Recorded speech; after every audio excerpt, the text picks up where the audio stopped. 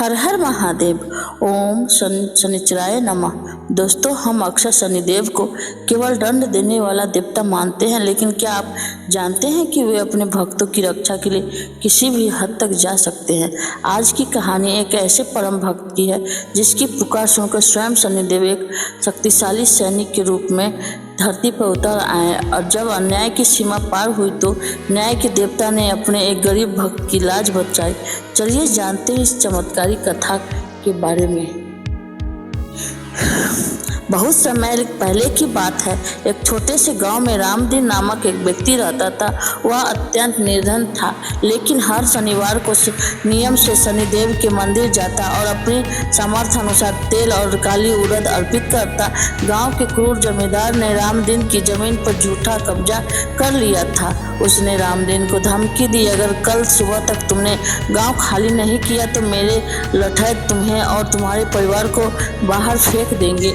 रामदीन असहाय वह शनि मंदिर गया और रोते हुए बोला, हे प्रभु, मैंने कभी किसी का बुरा नहीं किया, क्या मेरी भक्ति में कोई कमी रह गई?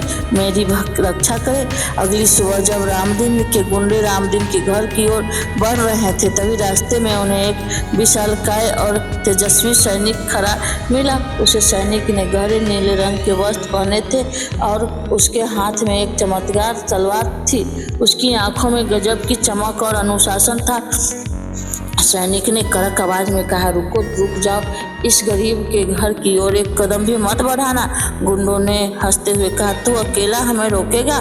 हम जमींदार के आदमी हैं। ऐसे ही गुंडे आगे बढ़े। सैनिक ने अपनी तलवार से जमीन पर एक लकीर खींच दी। अचानक वहां से अग्नि की लपेटें उठने लगी। सैनिक को गरजना शुरू सुनकर गुंडे थर-थर कांपने लगे। उन्होंने देखा कि सैनिक का आकार पल पल बढ़ता जा रहा था।